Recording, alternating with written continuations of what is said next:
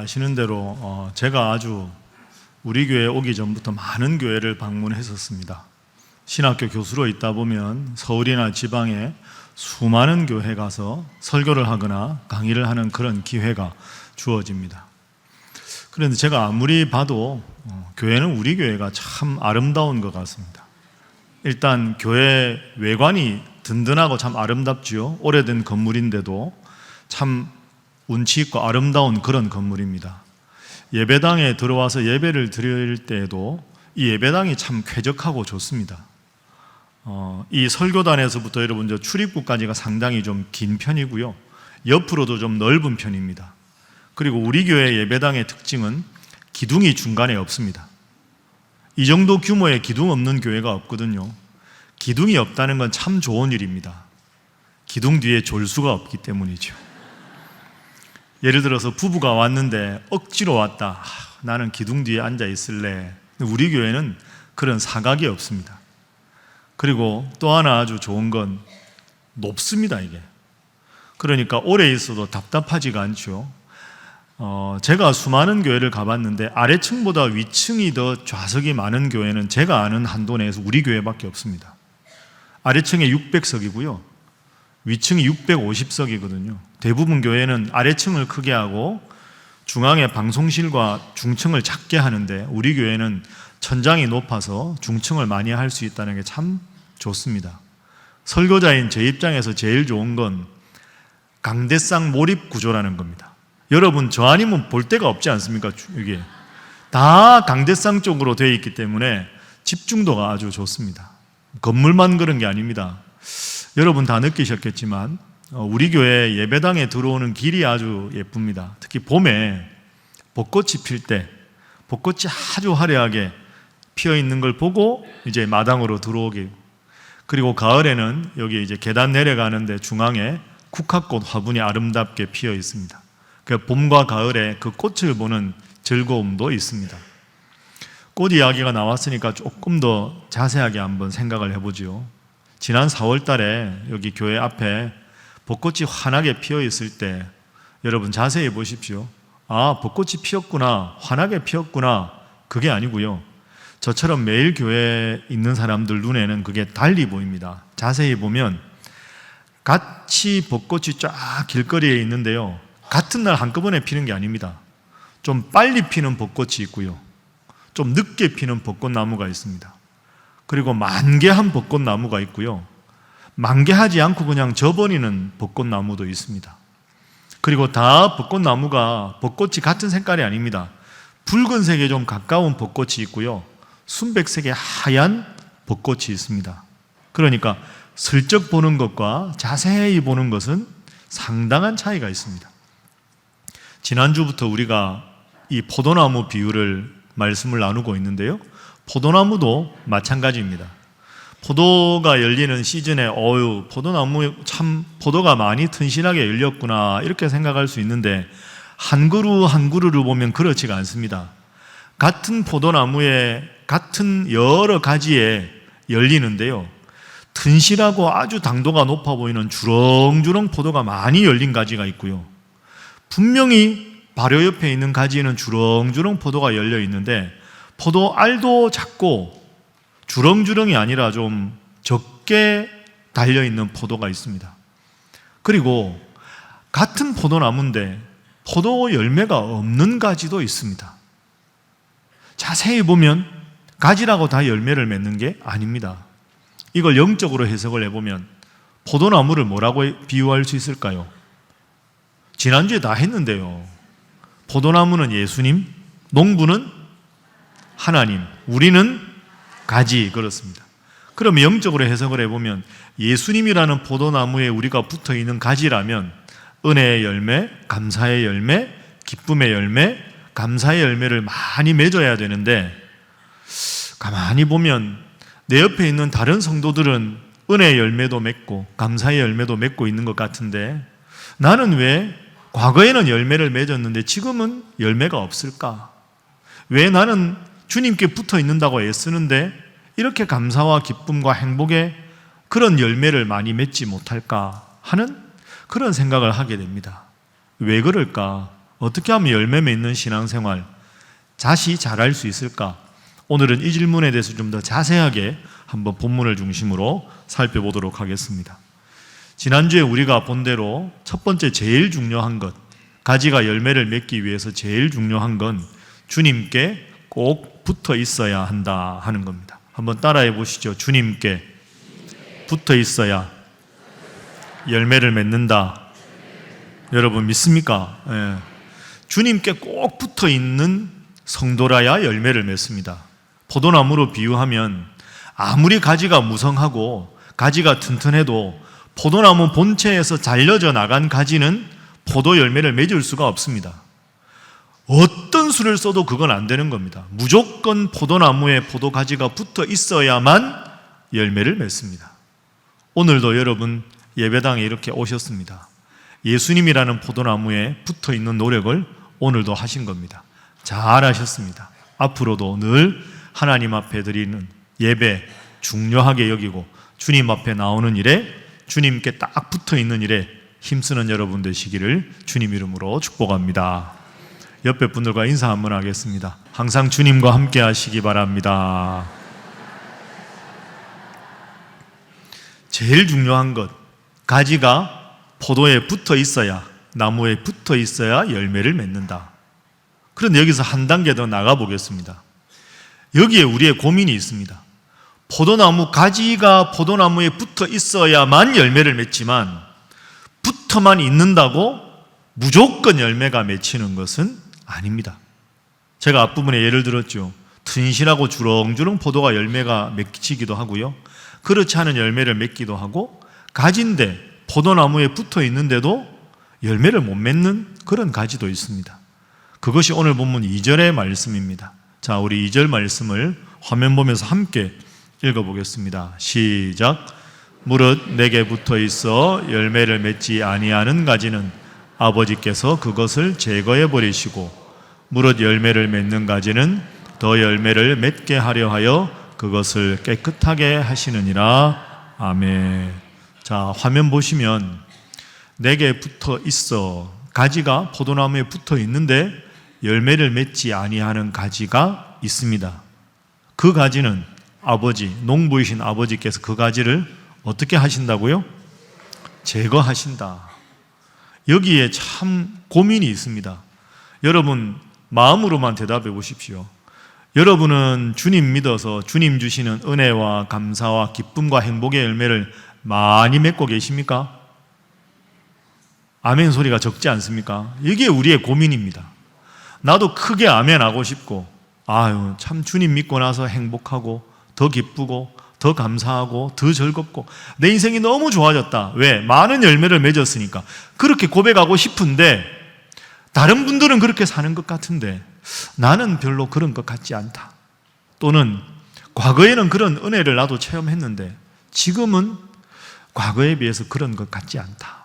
이게 이제 우리의 고민입니다. 그런데 문제는 농부이신 하나님께서 그런 열매 맺지 않는 가지는 어떻게 하신다고요? 제거해 버리신다. 어쩌면 좋습니까? 그러면 나는 제거의 대상인가 아닌가? 이런 막연한 부담감이 우리 속에 있습니다. 자, 그런데요, 여러분, 하나님은 사랑의 하나님이신데 열매 맺지 않는다고 바로 제거하신다. 이게 좀 이상하지 않습니까? 사랑의 하나님은 기다려주시고 다시 잘 되게 해주시는 분인데 열매 없다고 바로 제거하신다. 오늘 본문을 정확하게 읽어야 되는 이유가 바로 여기 있습니다. 두 번째, 열매 맺지 못하는 가지를 아버지 하나님이 제거해 버리시고 라고 말씀하셨는데 이 제거하다라고 번역된 한글 번역본을 다시 한번 살펴보겠습니다. 이 제거하다가 신약에 쓰여진 언어로는 헬라어인데요, 아이로라는 단어입니다. 아이로. 한번 따라해 보시죠. 아이로.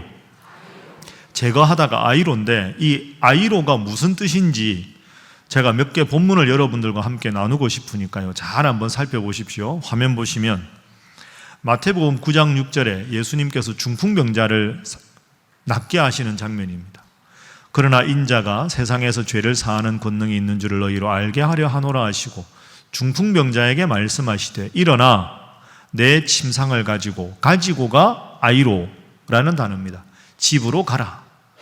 여러분, 저 장면이 상상이 되시죠? 중풍병자가 혼자 못 움직이잖아요. 친구들이 데리고 와서 바닥에다가 침상에 병자를 뉘었습니다. 예수님께서 낫게 하실 때 일어나서 너의 침상을 가지고 아이로 집으로 가라. 저게 무슨 말입니까? 바닥에 있는 침상을 집어 들어서 가지고 가라.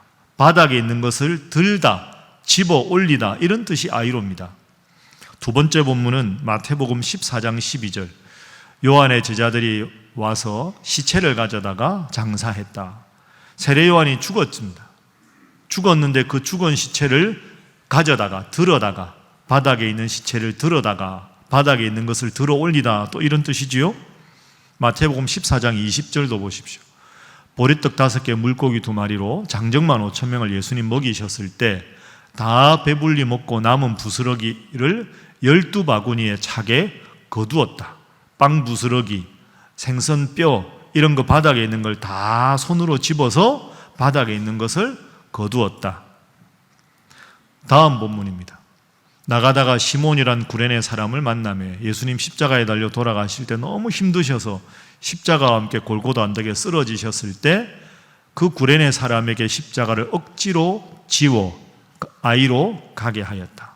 쓰러진 십자가, 쓰러진 예수님을 바닥에서부터 들어 올려서 집어 들어서 예수님을 부축해서 가게 하였다. 마지막은 요한복음 1장 29절입니다. 세례 요한이 예수님께 이렇게 소개하지요. 보라, 세상 죄를 지고 가는 하나님의 어린 양이다. 지고 간다가 아이로입니다. 그러니까 죄를 들고 들어매다, 이런 뜻입니다. 자, 그러니까 여러분, 무슨 뜻이냐 하면 오늘 본문에 하나님께서 열매 맺지 않는 포도나무 가지를 제거하다 할 때 제거하다는 건 없앤다는 뜻이 아니고요, 바닥에 있는 그 가지를 들어 올리다, 이런 뜻으로 해석하는 것이 맞습니다. 자, 그러면 본문을 정확하게 다시 한번 제가 번역을 해보겠습니다. 화면 보십시오. 원문으로 보면 물은 내게 붙어 있어 열매를 맺지 아니하는 각각의 가지는 아버지 하나님께서 그 각각의 가지를 그냥 제거해서 없애버리신다는 뜻이 아니고요, 땅바닥에서 들어 올리신다, 이런 뜻입니다. 자, 저게 무슨 뜻일까? 이걸 풀어내는 게 오늘 본문을 이해하는 제일 중요한 관건인데요. 제가 이번에 지난주부터 이번에 포도나무 비유 설교를 준비하면서 여러 가지 책을 좀 많이 읽었습니다. 저나 여러분이나 포도 먹는 건 좋아해도 농사는 안 지어봤지 않습니까? 그런데 우리나라 포도 재배법하고 이스라엘의 전통적인 포도 재배하는 방법이 좀 다릅니다. 이스라엘의 전통적인 포도 재배 방법은 이렇습니다. 결정적인 차이가 하나 있는데요, 우리나라는 그래도 사시사철 비가 좀 내리지 않습니까? 이스라엘은 사막 지역입니다. 사막 지역은 비가 거의 안 내립니다. 그러면 포도나무가 자라려면 뿌리에서 물을 흡수해야 되는데 흡수할 물이 거의 없는 곳이 사막입니다.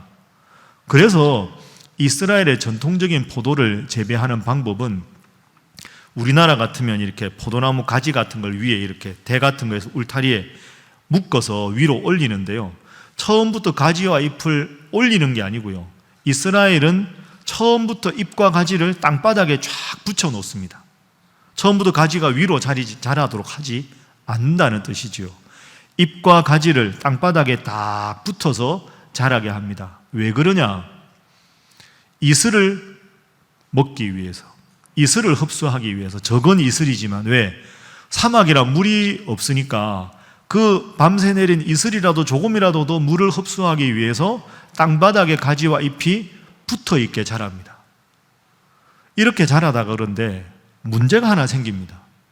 만약에 바람이 많이 불면, 혹은 비가 안 내리지만 가끔씩 비가 오면 그 잎과 가지에 땅바닥에 붙어 있으니까 먼지가 쌓이겠죠. 바람이 불면. 거기다 혹시 비가 오면 땅바닥이 진흙이 됩니다. 그러면 가지가 진흙을 묻게 됩니다. 그죠? 그리고 그러다 보면 곰팡이가 생깁니다. 그러니까 땅바닥에 물을 흡수하라고 가지를 펼쳐 놓았는데 그 가지에 먼지가 덮이고 진흙이 엉기고 곰팡이가 생기면 그 가지는 말라서 죽어버립니다. 그래서 현명한 농부는 가지가 바닥에 붙어서 처음에 물을 흡수하게 하다가 어느 정도 때가 지났다 생각이 들면 물이든 양동이를 가져옵니다. 그리고 물이든 양동이를 가져다가 진흙이 묻은 걸 다 잎과 가지를 털어내고요. 그리고 그걸 깨끗하게 씻어줍니다. 그리고 어느 정도 물을 흡수했으니까 그때 울타리나 위로 올려서 가지를 매줍니다.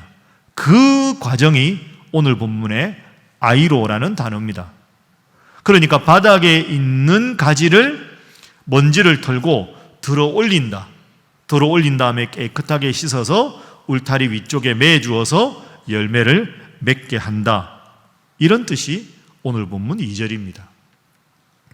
그럼 이제 이 본문을 오늘 우리의 삶에 한번 적용을 해보겠습니다.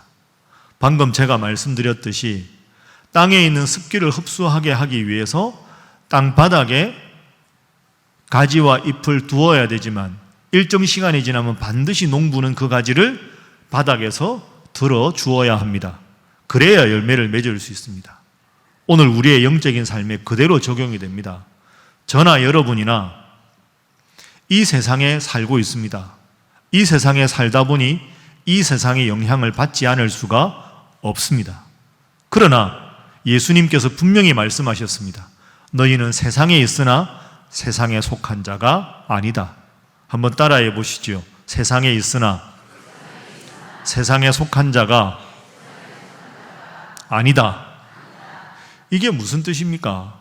여러분, 땅바닥에 포도나무 가지가 있으면 먼지가, 진흙이, 곰팡이가 생깁니다. 먼지와 진흙과 곰팡이는 영적으로 해석하면 죄를 뜻합니다.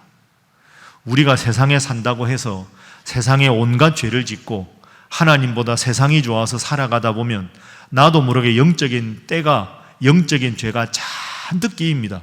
나도 모르게 하나님을 멀리하게 되고 그러다 보면 열매를 맺을 수가 없습니다. 하나님께서 너는 이 바닥에 있으니 이제는 내가 너를 들어서 울타리와 매주겠다. 영적으로 해석하면 세상에 있지만 세상의 욕심을 쫓아 살아가지 않고 이제는 우리의 눈을 들어서 하나님을 바라보고 하나님께 예배를 드리고 하나님이 나에게 무엇을 원하시는지를 묻는 저 위에를 지향하는 삶, 그런 삶이 바로 아이로입니다. 세상에 있으나 세상에 속하지 않고 하나님의 영광을 위해 살아가는 성도의 모습, 그게 바로 오늘 본문의 아이로고, 그렇게 되었을 때 우리는 이 세상에서 열매를 맺을 수가 있는 거죠. 기쁨의 열매, 감사의 열매, 행복의 열매, 은혜의 열매를 맺을 수가 있는 것입니다. 자, 우리 옆에 계신 분들과 이렇게 인사하겠습니다. 하나님의 영광을 위해 살아가시기 바랍니다. 한 번 더 하겠습니다. 말씀만 하지 마시기 바랍니다.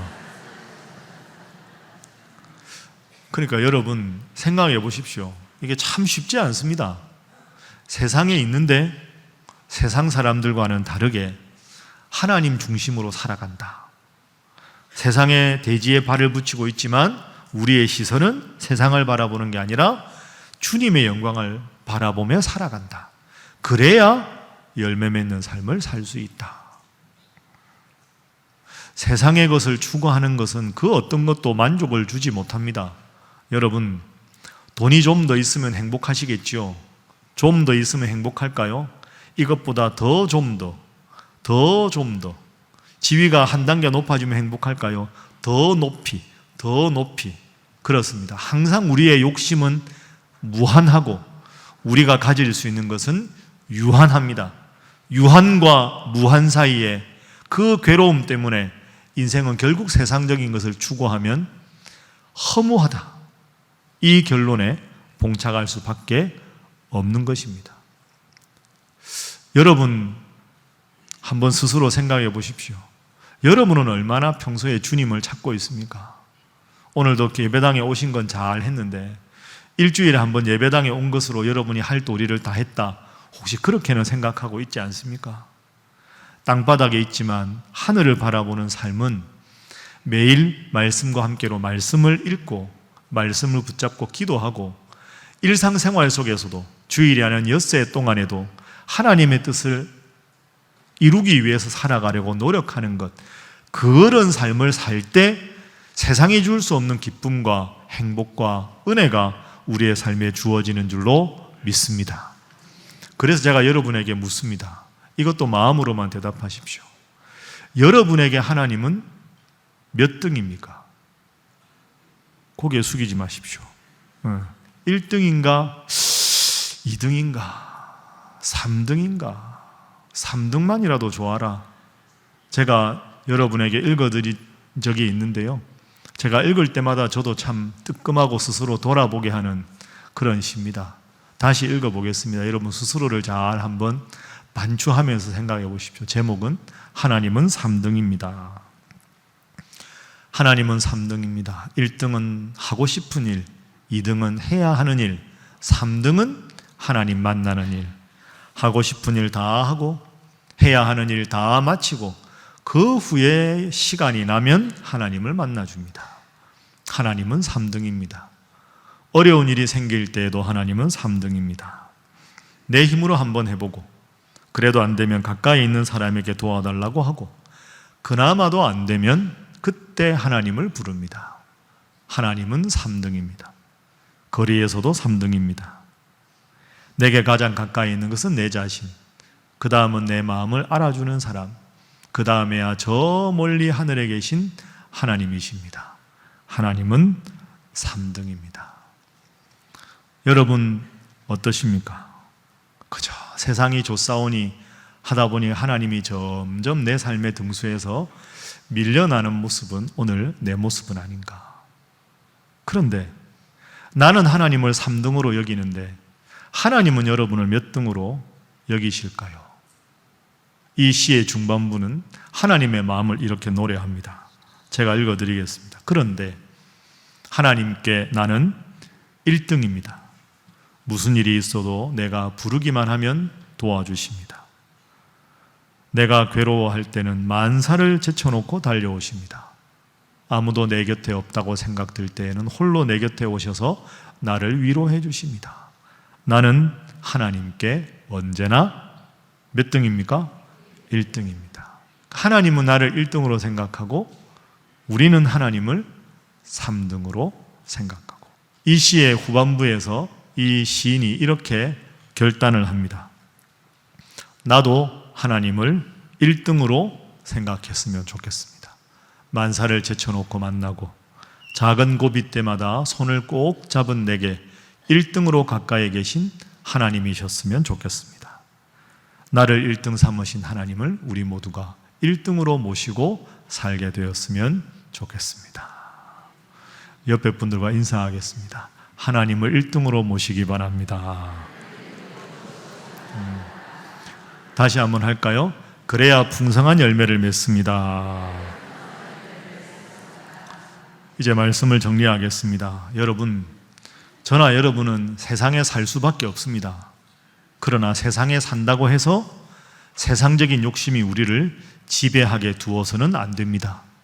영적인 먼지와 진흙과 곰팡이가 우리의 삶을 지배하게 해서는 안 되는 거죠.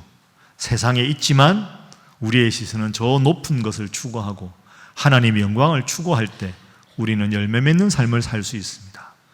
감사와 행복과 기쁨을 바라십니까?